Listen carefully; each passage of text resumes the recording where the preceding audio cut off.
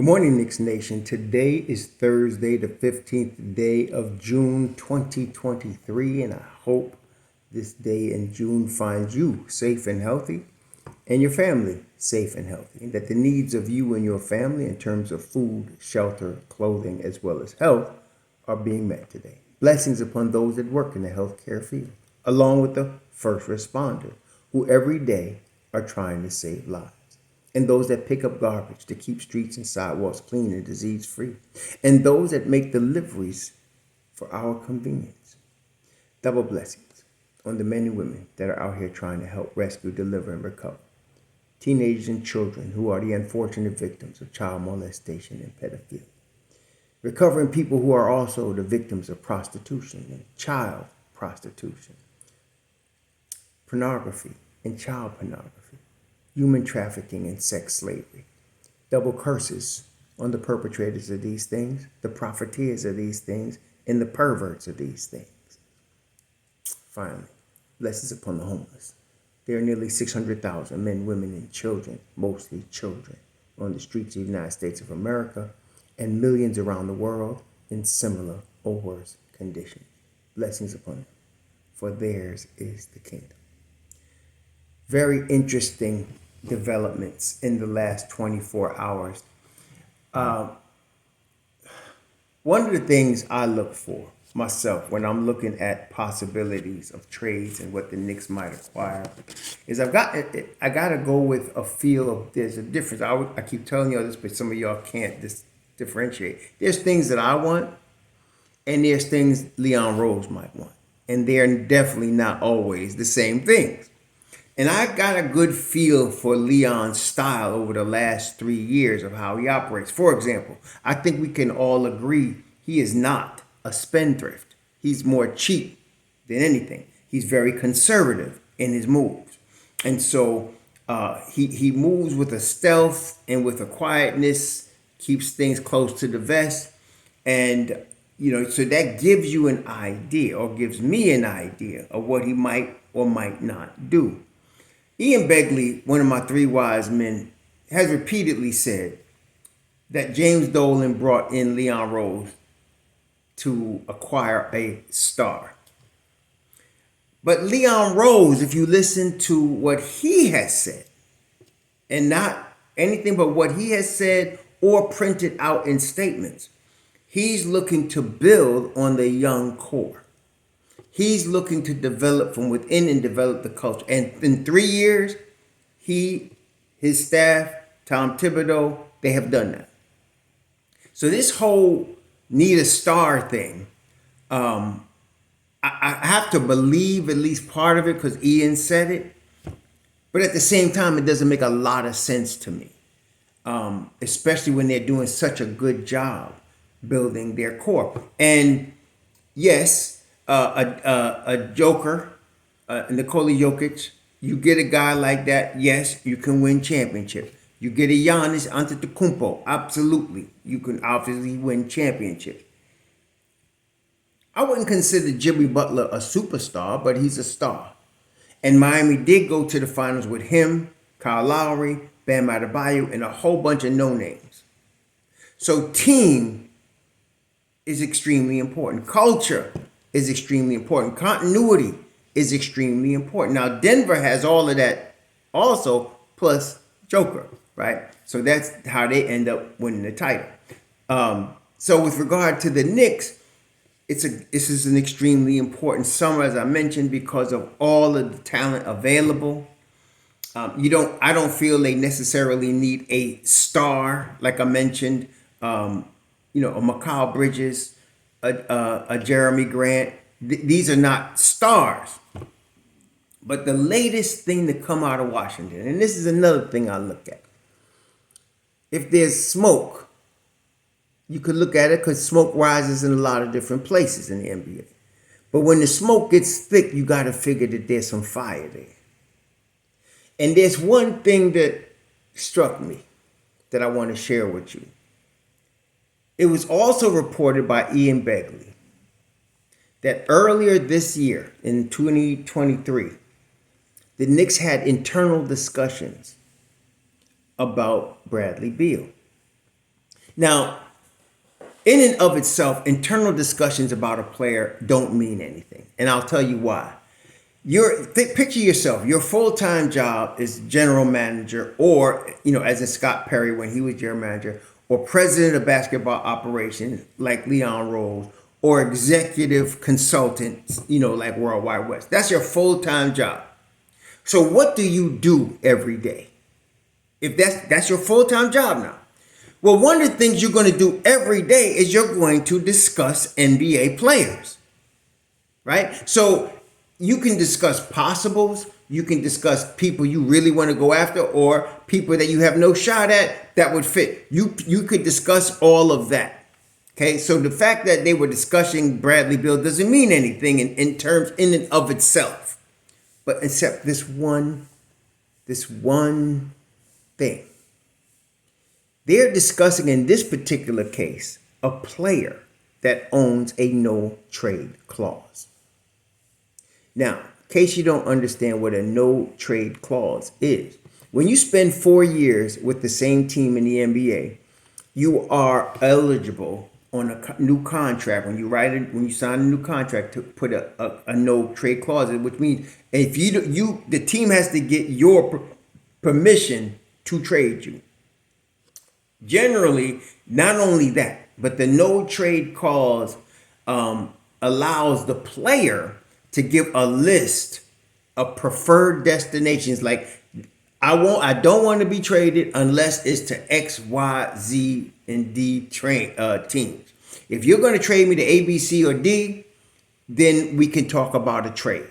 Okay, so your player has the power to say, I'm not going to allow you to trade me, and you can't. And if you are going to trade me, I must have one of these X number of teams. Usually it's a list of 3 or 4 teams that the player has that say, you could only trade me to these teams. And if I like the deal, I'll agree to waive my clause for the trade. Also found out, looking at Hoops Hype, that the no trade clause follows the player. Like, as long as the contract is in effect, the no trade clause is in effect. Okay, so as long as they have this contract, so if it's a 4-year deal, that 4 years, whatever else is on that contract, the no trade clause is on that contract. So if the player says, send me to team A, I'll allow you to do that, and the team does, and team A acquires that player, as long as that's still part of the 4-year contract, so is a no trade clause. Okay. So in Bradley Beal's case, he has a no trade clause. The important thing about the Knicks discussing him is that, in my view, they must have knowledge that they are one of the teams that if he did allow the Wizards to trade him, that he'd go to. Otherwise, they wouldn't discuss it. Okay, they're not going to waste their time. This is what they do for a living.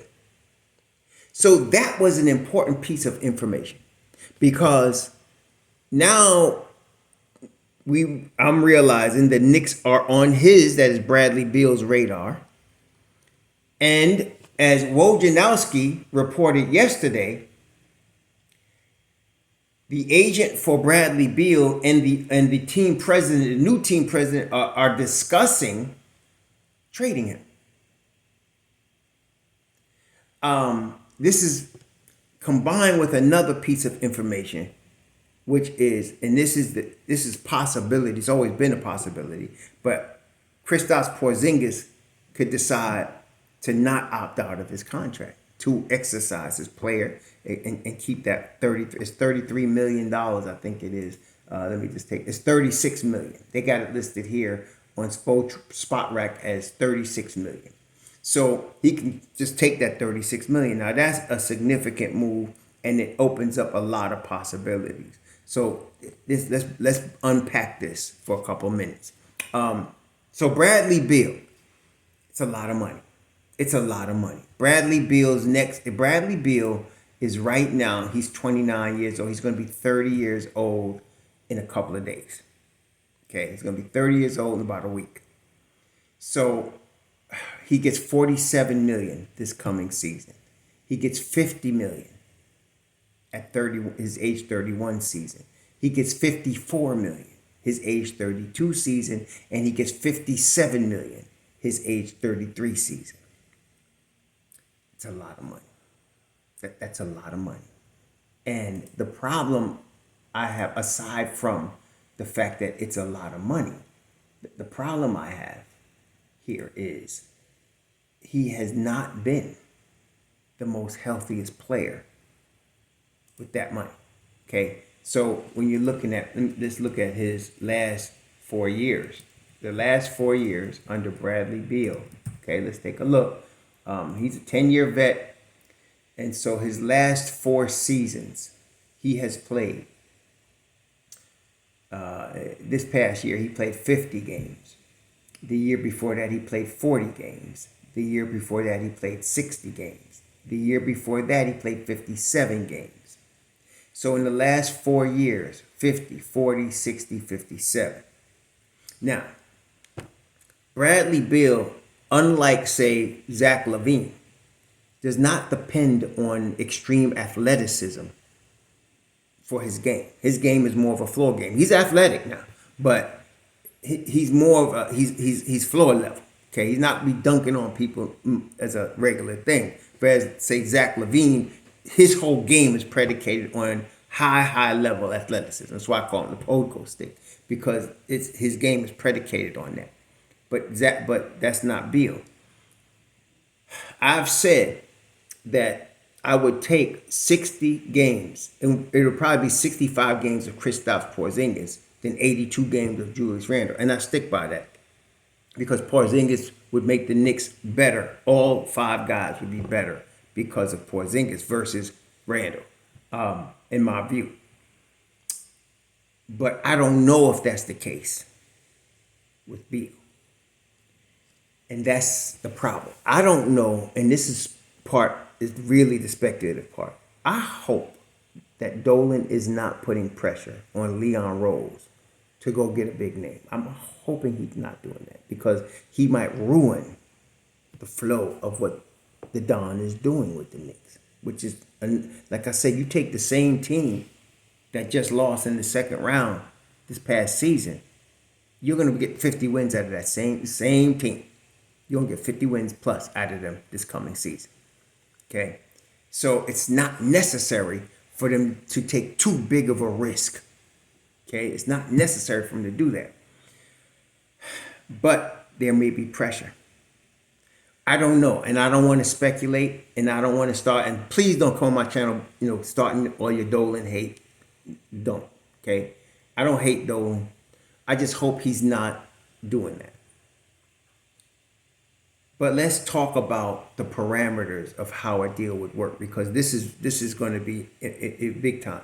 What would Washington be looking for? Now, this is the thing. If Kristaps Porzingis opts in and takes the $36 million, that's a set salary. That's a set cost. Okay, and you got it for 1 season. When you look at Washington's roster, aside from Beal, Porzingis, and Kuzma. Now, Kuzma's going to definitely opt out. He made $13 million last year. It's in the final year of his deal. He's going to be an unrestricted free agent. I don't know how much he's going to get. I can't imagine him getting $100 million. He's not worth that much. I'm thinking he gets somewhere in the $80 million range, a 4-year, $80 million deal. Or if he wanted $25 million a year, he gets it over 3 years or something like that. I can't imagine him getting over $100 million. If he does, somebody's overpaying. So he's not going to cost them. I guess what I'm saying is he's not going to cost them a whole lot. So with those 3, you also have Daniel Gafford, who's 24, and he's going to be 25. You have Danny Avdija is the big one here. He's 22. You have Corey Kispert. Kispert is 24. Corey Kispert is 24. So you have, to me, those are the 3 young core that you're building around: Gafford, Avdija, and Kispert. Okay, Johnny Davis he still has to prove he's an NBA player in my view, but you're going to have to work with him. And he's right now, I think he's just finishing his rookie year, right? So he's 21, he's very young, maybe he develops into something. So right now, he's not costing you anything. He's a top, is a lottery pick. So you're definitely going to work with him. So that's your young core. If KP is going to be 27, if KP takes the 36 million, it would behoove Washington to keep him because he'll be 28. This is his age 28 year. He's in his prime. It would behoove Washington to keep him because when you look at the stats, when KP's played alongside Daniel Gafford, they're very good together, those two. So, you could have Kuzma on the other side, and they played very well together, those three. They showed that they can make runs without Bradley Beal this year because of the number of games Beal missed. And it would be absolutely possible for them to slot either Kispert or Avdiva in Beal's spot. Avdiva is also due for an extension. Okay? He's extension eligible this year. So if you got to pay Avdiva, you want to move Beal. That's an onerous contract. And he does, this is the key thing too. He doesn't fit the timeline. Doesn't fit the timeline. So if you're going to want to keep KP and you're going to want to keep Kyle Kuzma, you got KP locked in now. If he opts in, that's $36 million. That's done. And he's only in for 1 year. You can sign Kuzma, like I said, for 4 years. You'll work something out. It's not going to be $100 million deal. It's going to be financially feasible. So you got to move Beal. What do you want? This is what you want for Beal. You want expiring money. You want first round assets, if you could get them. And you want a young player. That's what you want if you're Washington. Okay? Now, if the Knicks were involved with this, the Knicks are right now $10 million over the luxury tax threshold. Again, that would be gone with Derrick Rose's contract. They can, some of y'all have mentioned, I didn't think the Knicks would do this, but now that they're talking about Beal, I got to look at it like this. Some of y'all have already said it, and I forgot your names, but I gave you the kudos. I'm sure you'll remind me. But they could have Washington pick up D. Rose's last year, which would be his last year, and then they can send D. Rose and Evan Fournier to Washington. That's 2 expiring deals. You add that with KP's expiring money, and altogether at the end of next season, you got $70 million of cap space that just came available, minus whatever you're going to pay Kuzma. It would be perfect for Washington to send IQ.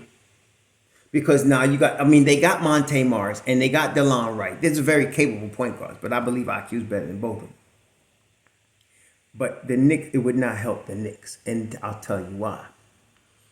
If you sent IQ, now you're sending them $38 million. You're taking back $47 million. It's not going to work. You'd still be over the tax threshold. You got to send back to Washington a bigger contract. I'm telling you, it would include R.J. Barrett. So you're going to send them those 2 expiring contracts, R.J. Barrett, and a number 1 pick. And you're going to get back Bradley Beal. And I don't think there's any other team, maybe Miami, that can match that. Miami, probably. Miami could. It's between the Knicks and Miami in this case, in terms of the overall package, a young player, expiring money. See, Miami, like the Wizards would not be interested in a guy like Tyler Hero because that's not expiring money. He's a young player, but you're taking on a $120 million contract. They might, but I don't think so. He'd be the perfect fit at shooting guard. You're getting a young shooting guard right there. But I think if I'm Washington, I'm more interested in getting Denny Avdiva or Corey Kispert at that 2 spot right now. That's what we drafted him for. So they would not be interested in a guy like a Tyler Hero in this case because of his money and because of what they're trying to do. But Miami never. One thing I've learned: never underestimate Pat Riley. Just don't do it. He figures out ways to get stuff done. So that's why I put Miami. And Miami is a consistent winner. They were just in the finals, and they're always looking, right. And all what I'm saying is a lot of the players in the NBA love South Beach. When you're a young millionaire, South Beach is a paradise when you're a young millionaire. I mean, Giannis is in Milwaukee, and he might love Milwaukee, and he probably does, and he's probably gonna spend his whole career there.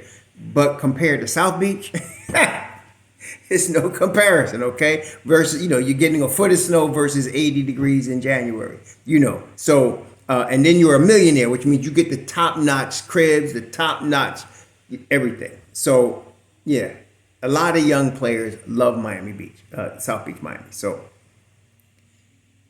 Bradley Beal would probably have them on his list. But the Knicks would also, for them to be discussing it, he's also on the list. So, it would cost Evan Fournier, Derrick Rose,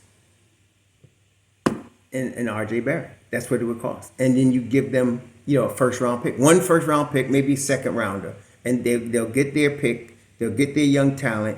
They get expiring money.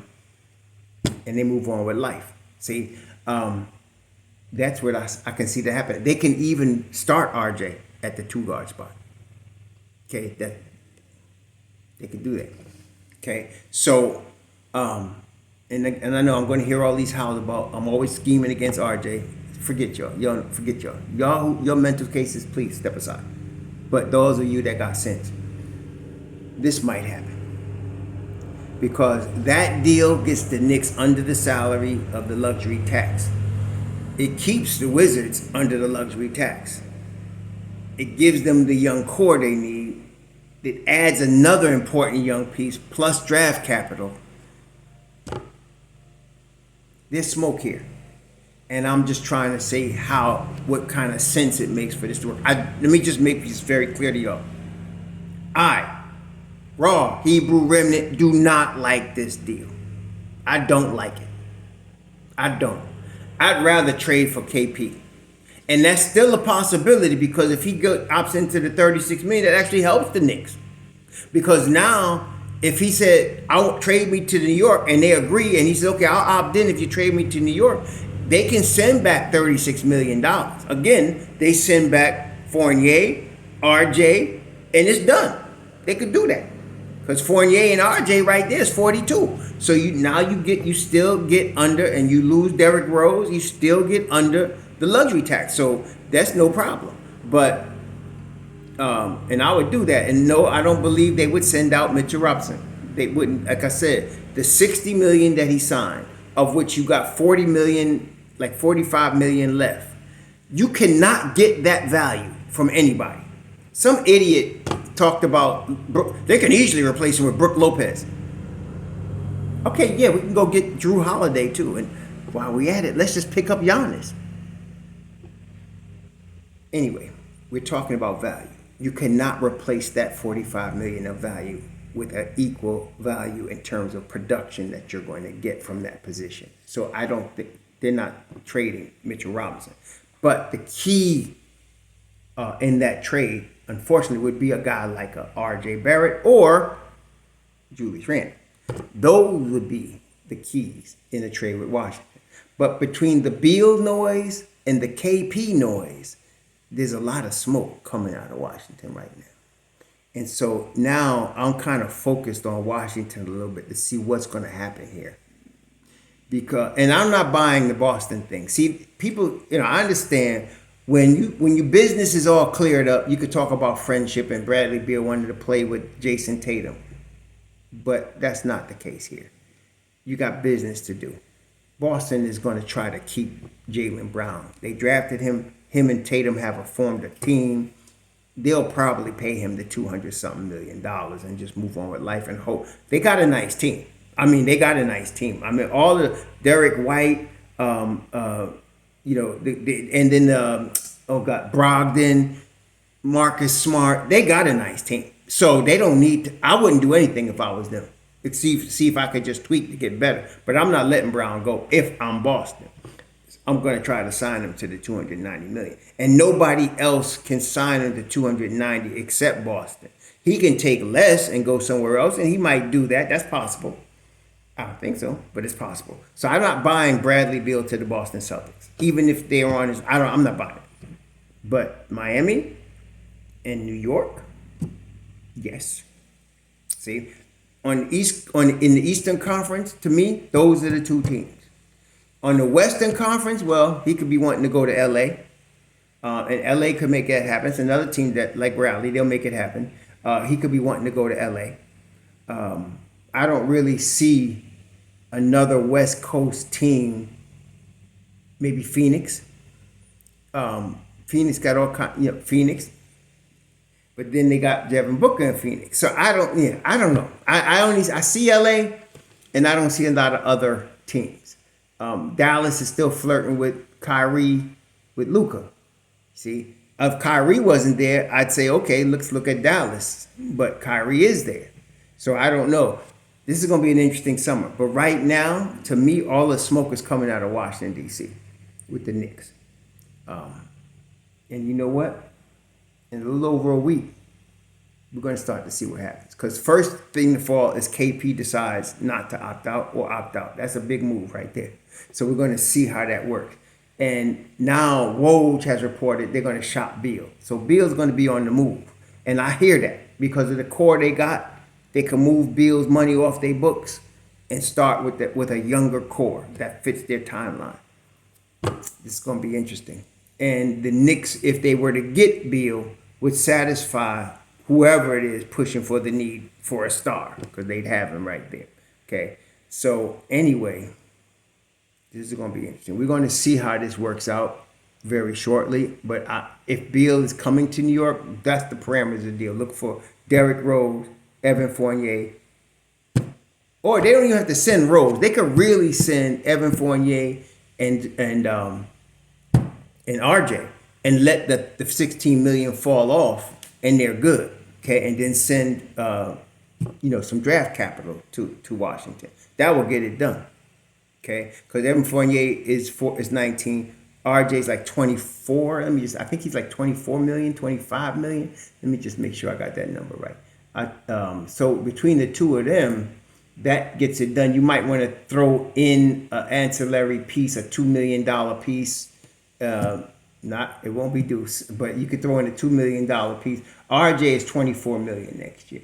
So 24 million, 19 million, that's 43. You need to throw in a little bit more so that the salaries match. Probably, for the Knicks, that could be, you could throw in Daquan Jeffries. You could throw in Isaiah Roby. 2 million. There it is. So you're talking about Isaiah Roby, RJ Barrett, Evan Fournier. 21 million in expiring money, a young piece at a very much cheaper contract than Beal's, and draft capital. Deal done. That's a done deal. Okay, if they were going to do that, if Bradley Beal wants New York, done deal. So sit tight, y'all. We getting ready to find out. Y'all enjoy your Thursday. Shalom.